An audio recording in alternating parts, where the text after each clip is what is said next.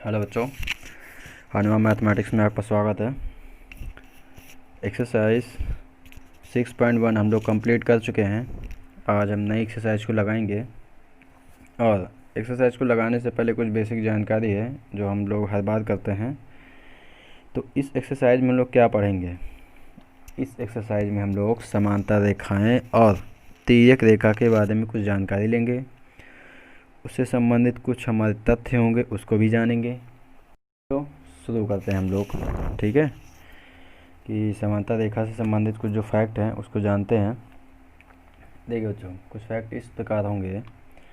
जैसे मैंने क्या किया कि दो रेखाएं ले ली, ठीक है, दो समांतर रेखाएं ले ली। ये रेखा इसके समांतर है, एम और एन। मैंने क्या बोला कि एम रेखा एन के समांतर है और एक तिर्यक रेखा, इस तिर्यक रेखा नाम मैं एल रख दे रहा हूँ, ठीक है। तो इससे संबंधित क्या क्या फैक्ट हैं? तो सबसे पहले जो पहला फैक्ट हम लोग पढ़ेंगे वो पढ़ेंगे संगत कोण, ठीक है। तो देखिए बच्चों, यहाँ पे संगत कोण, जिसको हम लोग इंग्लिश में करस्पॉन्डिंग एंगल्स भी बोलते हैं, ठीक है। तो इसके लिए क्या करेंगे, कुछ नियम कह सकते हैं, तथ्य कह सकते हैं। तो हम क्या बोलेंगे कि अगर इस प्रकार हमें कोई केस मिल जाए कि ये रेखा इसके समांतर है, जैसे एम रेखा एन के समांतर है यहाँ पे, ठीक है, एम रेखा एन के समांतर है और साथ में तिर्यक रेखा एल है कोई, तो इसके द्वारा जो बनाए गए संगत कोण होते हैं, ठीक है। जैसे संगत के बारे में आप छोटी कक्षाओं में जानकारी ले चुके हैं, तो मैं उस पर टाइम वेस्ट नहीं करूँगा। तो एक बराबर होगा 5 के, मतलब क्या होगा कि कोण एक बराबर होगा कोण 5 के, ठीक है। मैं क्या लिख रहा हूँ, एंगल 1 बराबर होगा एंगल 5 के, ठीक है। इसी प्रकार एंगल 2 बराबर होगा एंगल 6 के। इसी प्रकार एंगल 2 बराबर होगा एंगल 6 के बराबर होगा, ठीक है। एंगल 1 बराबर होगा 5 के, 2 बराबर होगा 6 के, ठीक। बाहर वाला अंदर वाला, बाहर वाला अंदर वाला, इस प्रकार अंदर वाला बाहर वाला, 2 4 बराबर होगा 8 के, 4 बराबर होगा एंगल 8 के। इसी का 3 बराबर होगा, 3 बराबर होगा 7 के, ठीक है। युग्म बनाते हैं, जोड़ा जिसको बोलते हैं, ठीक है। एक बार फिर से, संगत कोण क्या होंगे आपके? कोण एक बराबर हो जाएगा 5 के, 2 बराबर हो जाएगा 6 के। इसी प्रकार एक अंदर वाला एक बाहर वाला, 3 बराबर हो जाएगा 7 के, 4 बराबर हो जाएगा 8 के। एग्जाम्पल के तौर पे अगर मान लीजिए कोण 2 बराबर 30 अंश दिया है, 30 अंश दिया है, तो इसका मतलब 6 भी आपको कितना होगा, 30 अंश ही होगा, ठीक है। इसी प्रकार अगर कोण एक आपका दे दी, मान लीजिए 60 अंश है, कोण एक आपका 60 अंश है, तो आपका कोण 5 भी क्या होगा, 60 अंश ही होगा, ठीक है। इसी के बाद 3 7 के बराबर होगा, 4 8 के। ये तो हो गए संगत कोण, करस्पॉन्डिंग एंगल्स। अब आते हैं एकांतर अंतःकोण पर आते हैं। एकांतर अंतःकोण, जिसको हम लोग इंग्लिश में अल्टरनेट इंटीरियर एंगल्स भी बोलते हैं। तो एकांतर अंतःकोण आपका क्या हो जाएगा, 4 बराबर हो जाएगा 6 के, ये कोण बराबर हो जाएगा इसके और ये कोण बराबर हो जाएगा इसके, मतलब कि 4 बराबर हो जाएगा 6 के, 3 बराबर हो जाएगा 5 के। लिख देता हूँ, एंगल 4 बराबर हो जाएगा एंगल 6 के और एंगल 3 बराबर हो जाएगा एंगल 5 के, ठीक है। अगर ये मान लीजिए 30 अंश है तो ये कितना हो जाएगा, 30 अंश ही होगा। इसी प्रकार ये मान लीजिए 50 अंश है, ये 3 जो है आपका 50 अंश है, तो इसका मतलब कि ये भी कितना होगा, 50 होगा। अगर आप ऐसे नहीं समझ पा रहे हैं तो बिल्कुल आप ऐसे समझ, जैसे जेड नहीं होता है, जेड जेड होता है ना बच्चों, तो एकांतर ऊपर से अंतःकोण है। मान लीजिए इसको मैंने बोला 30 अंश, तो ये भी कितना हो जाएगा, 30 अंश हो जाएगा, ठीक है। तो ये चीज़ तो समझाइए। देखिए जेड कैसे लग नहीं रहा है, ये, ठीक। इसी प्रकार ये इस प्रकार ये कोण इसके बराबर होगा, ठीक है। अब देखते हैं एकांतर बाह्यता कोण, बाह्य। ये बच्चों, एकांतर बाह्यता कोण क्या होता है, 1 बराबर हो जाएगा 7 के, 2 बराबर हो जाएगा 8 के। क्या बोला मैंने, एंगल 1 बराबर हो जाएगा 7 के, ठीक है, 1 बराबर हो जाएगा 7 के, 2 बराबर हो जाएगा एंगल 8 के। या ऐसे समझ लीजिए, जो कैंची गोला नहीं होता है इस प्रकार, जैसे ठीक है, ऐसे तो लग रहा है। तो 2 बराबर हो जाएगा 8 के, 1 बराबर हो जाएगा 7 के। ठीक, एकांतर बाह्यता कोण। अगर ऐसे नहीं समझ पाए तो मैं और समझाने की कोशिश कर रहा हूँ। एकांतर कोण होता है, लेकिन बात किसकी होती है, बाह्य कोण की। तो इसको थोड़ा इधर बढ़ाइए, इसको थोड़ा इधर बढ़ाइए, तो ये कोण बराबर होगा इस कोण के। ठीक है, यही चीज़ लिखिए, 1 बराबर होगा 7 के। ठीक है, इसको थोड़ा इसे बढ़ा दीजिए, इसको एकांतर साथ में बाह्य है, बाह्य मतलब बाहर। ठीक है, इसी प्रकार इसको बनाइए। ठीक, तो इसको थोड़ा ऐसे बढ़ाइए और इसको थोड़ा ऐसे बढ़ाइए। तो ये क्या है, 2 है, और ये क्या है आपका, ऐसे बनेगा, 2 बराबर हो जाएगा 8 के। ये तो ऐसे जाएगा, थोड़ा सा मैंने तिरछा बना दिया ऐसे। ठीक है, 2 बराबर 8 के, इस प्रकार समझ आए। जैसे एग्जाम्पल के तौर पे मैंने क्या बोला कि मान लीजिए 30 अंश है, तो ये भी 30 अंश होगा। ये 60 है, 60 होगा, 50 है तो 50 होगा, ऐसे बाहर का कैंची उड़ा जाए टाइप में। ठीक है, लास्ट चीज़ है वो, उसको भी डिस्कस कर लेते हैं। यही हो चुका, इसमें क्या लिखा है, तिर्यक रेखा के एक ही ओर के अंतः कोण।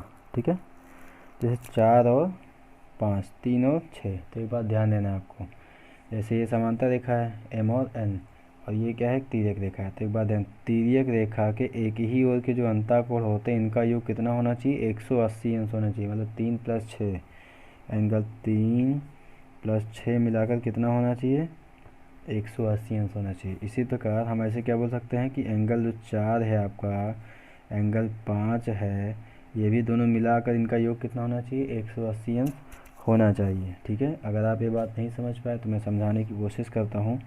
जैसे ये एम है, ये एन है, कोई तिर्यक रेखा एल है। ठीक, अब मान लीजिए इसको मैंने बोल दिया कि ये क्या है, 30 अंश है, तो और इसका नाम पूछ लेगा, इसका बताओ कितना होगा। तो ये 30 है तो 150 होगा कि नहीं होगा, क्योंकि दोनों मिलाकर 180 अंश होना चाहिए। या इसी प्रकार ऐसे समझ लीजिए, ये 50 अंश है तो ये कितना होगा, 130 होगा, क्योंकि दोनों मिलाकर 180 अंश होना चाहिए। तिर्यक रेखा के एक ही तरफ बने जो अंतःकोण है उनका योग 180 अंश होना चाहिए। ठीक है, इतनी जानकारी हो गई, आगे देखते हैं। ये हो एक छोटी सी जानकारी और है जो आपके साथ डिस्कस करनी है, उसके बाद हम लोग क्वेश्चन लगाएंगे। मान लीजिए जैसे 3 रेखाएं मिल जाएँ आपको। ठीक है, एल एम एन, और मैंने कोई तिर्यक रेखा से खींच दी जिसका नाम रख दिया टी। ठीक, ये कोण 1 है, ये कोण 2 है, और ये कोण 3 है। तो आपको सिर्फ याद रखना है कि यदि 1 बराबर 2 के है, यदि 1 बराबर 2 के है और 1 बराबर 3 के है, यदि 1 बराबर 2 के है, 1 बराबर 3 के, तो आप ये भी बोल सकते हैं कि 2 बराबर 3 के होगा। ठीक है, 1 बराबर 2 के है और 2 बराबर 1 बराबर 2 के है और 1 बराबर 3 के। मतलब क्या बोला मैंने, 1 बराबर 2 के है और 1 बराबर 3 के। तो इस बात को प्रूव भी कर सकते हैं कि 1 का मान कितना है, 2 है, तो यहाँ क्या रख सकते हैं, एंगल 2 बराबर एंगल 3 हो सकता है। ठीक है, इस बात से भी प्रूफ कर सकते हैं। ठीक है, तो बस आपको याद रखना है, क्योंकि इस पर अगर आपको क्वेश्चन मिले तो आप कर ले जाएं। ठीक है, ठीक है, तो जितनी जानकारी थी जो हमें एक्सरसाइज में काम आएंगी वो हम लोगों ने डिस्कस कर ली है। अब हमें एक्सरसाइज लगाना चाहिए। ठीक है, तो चलिए शुरू करते हैं। देखिए बच्चों, पहला क्वेश्चन हमारा दिया है कि x और y के मान ज्ञात करना है और फिर हमें दर्शाना है कि ए बी समांतर है सी डी के, ए बी समांतर है सी डी के। ठीक है, ये तो बड़ी आराम से दर्शा देंगे आप। जो अभी हम लोगों ने समांतर रेखाओं की जितनी भी प्रॉपर्टी हमने पढ़ी थी उसमें से किसी भी प्रॉपर्टी को आप दिखा देंगे तो डायरेक्टली बोल सकते हैं आपकी ये चीज़ के समांतर होगी, क्योंकि वो जो सारे केस इसी केस में ही लगते हैं। ठीक है, तो एक्स वाई का मान पता चलने के बाद वो बहुत बड़ी बात नहीं है। ठीक है, अच्छा, ये आपको दिख रहा है, ये 50 अंश है, बुक आप लेकर बैठे होंगे उम्मीद कर रहा हूँ। ये आपका 130 अंश है, वाई है और ये एक्स है। तो इसके कई सारे तरीके होते हैं हल करने के। ठीक है, तो मैं इसका रैखिक युग्म की मदद से हल करने की कोशिश कर रहा हूँ। पहले मैं टारगेट कर रहा हूँ एक्स को। देखिए, ये रेखा हो गई समान। ठीक है, एक सीधी रेखा हो गई, इस पर एक तिर्यक रेखा ऐसे हो गई। तो इसको ज़रा देखिए बच्चों आप, ये रैखिक युग्म लग रहा है नहीं लग रहा है, ठीक है, रैखिक युग्म लग रहा है ना, तो इसको हम क्या बोलेंगे कि ये कोण प्लस ये कोण मिलाकर कितना होना चाहिए, 180 अंश होना चाहिए। तो अगर मैं ओरल बताऊँ आपको तो 50 है तो 130 आंसर आएगा। ये 50 है तो 130 आएगा, और जब ये 130 है तो ये भी 130 ही आएगा, एकांतर अंताकोण। ठीक है, ये तो ये बात ओरल की और हम लोगों ने ओरल बता दिए। एक तरीका और भी है, ये 130 है तो 130 होगा, शीर्षक भी कोण से भी मन निकाल सकते हैं। ठीक है, तो तरीके कई सारे हैं करने के, जैसा आपको सुविधा लगे वैसा आप करिए। ठीक है, लिखने का तरीका क्या होगा इसको थोड़ा देखते हैं हम लोग। ठीक है बच्चों, इसका मैं कोई नाम नहीं रख रहा हूँ, सीधा मैं लिख रहा हूँ 50 + x। क्या लिख रहा हूँ, एंगल 50 डिग्री और x बराबर कितना होना चाहिए, 180। मैं रीजन दे देता हूँ, क्या, रैखिक युग्म। ठीक है, रैखिक युग्म।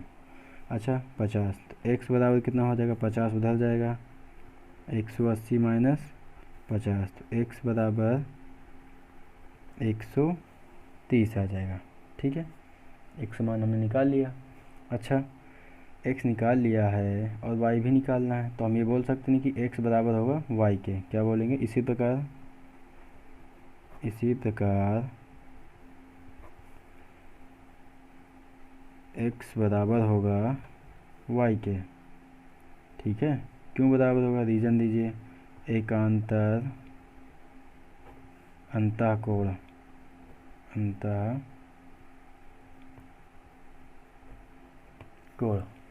ठीक है, x हमने कितना निकाला है, 130, तो y इतना हो जाएगा। तो इसको थोड़ा ठीक से लिख लीजिए, y बराबर 130 अंश। ठीक है, एक तरीका और भी था कि शीर्षक विमुख की मदद से भी निकाला जा सकता था। एक सवाल और पूछ लेने ने कहा कि फिर रसाई की ए बी समांतर है सी डी के, तो इसी की मदद ले लेते हैं। हम कहेंगे कि यदि x बराबर y के है, एकांतर अंतःकोण है, तो ए बी बराबर होगा सी डी के। और ये कभी पॉसिबल है जब, क्योंकि देखिए जब ये रेखा इसके समांतर होती तभी तो एकांतर अंतःकोण बनता है नहीं बनता है ना। क्या बोलेंगे कि यदि एंगल x बराबर है एंगल नहीं बोलना सही रहेगा, इसको बोलिए x बराबर है y के, एकांतर अंतःकोण। x बराबर y मतलब 130 बराबर होगा 130 के। ठीक है, और ये तभी हो पाएगा, एकांतर अंतःकोण बन रहा है, यह तभी संभव है,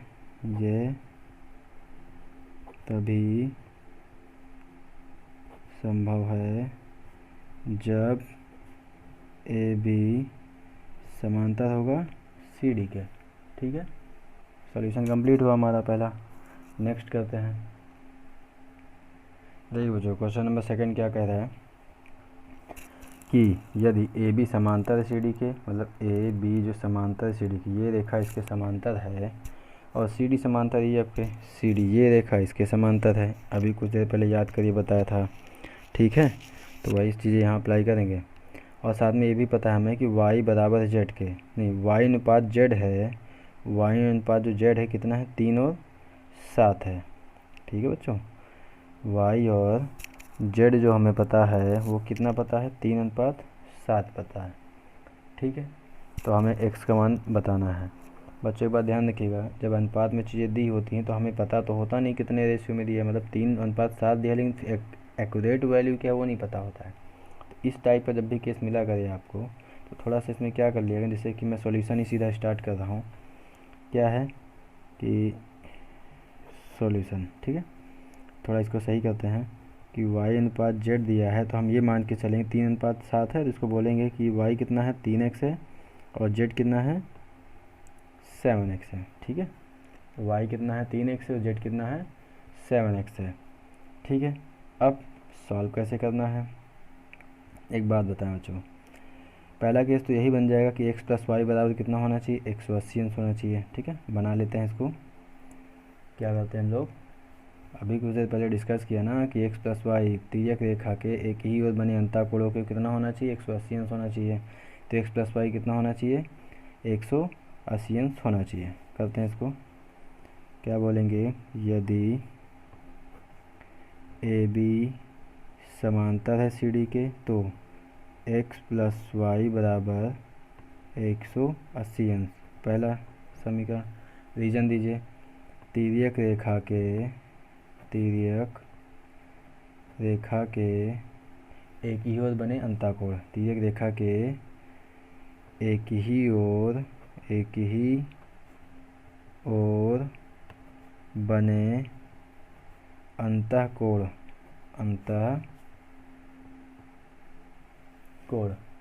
ठीक है। तिर्यक रेखा के एक ही ओर बने अंतःकोण, ठीक है, कि x प्लस वाई बराबर कितना होना चाहिए, 180 अंश होना चाहिए, ठीक है, ये चाहिए। अच्छा, सी डी समांतर है ई एफ के, ठीक है। तो क्या बनेगा इसको भी देखते हैं। देखिए बच्चों, क्या करेंगे ये कि ये जो जेड है इसके बराबर होगा नहीं होगा। आप कहेंगे सर आपने कैसे कर दिया, ये भी तो जेड है। क्यों जेड है सर, सी डी समांतर है ई एफ के, ठीक है, बिल्कुल सही। तो सी डी समांतर ई एफ के जेड बराबर जेड, जब ये जेड है तो ये भी तो जेड होगा, एकांतर अंतःकोण, ठीक है। क्या बोलेंगे कि एकांतर अंतःकोण है, ठीक। चलिए इतनी बात हो गई। तो y प्लस जेड बराबर कितना होना चाहिए, 180 अंश होना चाहिए, नहीं होना चाहिए, ठीक है। क्या बोलेंगे कि y प्लस जेड बराबर 180 अंश होना चाहिए। तो इसको भी बना देते हैं कि y प्लस जेड बराबर 180 अंश। रीजन, रैखिक युग्म द्वारा, ठीक है। क्या बोला कि y, देखिए ये जेड है तो ये भी जेड होगा, क्यों होगा, एकांतर अंतःकोण, ठीक है, क्योंकि ये चीज़ इसके समांतर है। अच्छा, y प्लस जेड मैंने बोल दिया कितना है, 180। क्यों 180, क्योंकि मैंने बोला कि ये दोनों क्या है, रैखिक युग्म है, ठीक है। ये समांतर, ये तिर्यक रेखा, ठीक है, तिरछी रेखा आसन कोण के जैसा होता है। तो y हमारा कितना है, 3x है, z हमारा कितना है, 7x है, और बराबर ये 180 अंश हो जाएगा, ठीक है। तो 7 3 10x बराबर 180। तो ये 10x से ये चला जाएगा, ठीक है। तो कितना आएगा, x बराबर 18, ठीक। अच्छा बच्चों, ये वाला x और जो क्वेश्चन का x है दोनों एक ही जैसे लग रहा है, तो इसको आप t भी मान, जो रेशियो में हमने x माना है ना, इसको t भी मान सकते हो आप, ठीक है। या ऐसे समझ लीजिए जैसे क्वेश्चन में हमसे x पूछा है ना कि x का मान बताइए, इसका मान, तो आप इसका नाम t रख दीजिए। क्या नाम रख दीजिए, t, नहीं तो फिर अनुपात वाला एक ही जैसा लगेगा। इसका मैं नाम क्या रख दे रहा हूँ, t रख दे रहा हूँ, या a, और a तो इस्तेमाल हो चुका है तो t रखना ज़्यादा उचित होगा, ठीक है। मैं क्या रख दे रहा हूँ कि हमें t का मान बता दो। बुक में दिया है x लेकिन मैं t बोल रहा हूँ, क्यों, क्योंकि अनुपात में मैंने x मान लिया है, ठीक है। तो दोनों एक ही जैसा लग रहा होगा, तो आप सोचेंगे कि सर x का मान तो निकाल लिया, अभी निकला थोड़ी ना है, अभी नहीं निकला है, ठीक है। y प्लस जेड कितना निकला, 18। तो पहले जो रेशियो निकली इसको ठीक से लिख लीजिए कि x बराबर कितना, 18, तो 18 थे, y बराबर कितना निकला, 54, z बराबर कितना निकला, 18। तो कितना हो जाएगा, 7/56, 5 बचेगा, 7 कम 7 5 12, 126, ठीक है। तो अब ये बताइए कि यहाँ y है, तो ये स्टार्टिंग में हमने किया नहीं था, ये x प्लस वाई, इसको भी थोड़ा t बना लीजिए, ठीक है। गलती कुछ नहीं हुई है, बस एक जैसे लगे ना, इसी वजह से थोड़ा बदलाव कर लिया, ठीक है। कि t प्लस वाई बराबर 180, ठीक है। अच्छा, y का मान तो हम निकाल चुके, कितना निकाले हैं, 54। यहाँ कितना है, 54, तो ये कितना हो जाएगा, 126 नहीं हो जाएगा, लिखना है, लिख लेते हैं इसको, ठीक है। यही हो जाए t प्लस वाई बराबर 180, t प्लस वाई कितना निकाला हमने, 54 बराबर 180, t बराबर 54 को 10 भेज लीजिए, 180 माइनस 54, t बराबर 10 में से 4 जाएगा, 6 बचेगा, 7 में से 5 जाएगा, 2 बचेगा, और ये 126। तो t बराबर कितना निकला, 126। एक्चुअल में ये x ही है, जो बुक में पूछा नहीं, 100 जब मैंने t मान लिया था, ठीक है। तो ये आपका सॉल्यूशन हो जाएगा। उम्मीद है आपको समझ में आया होगा।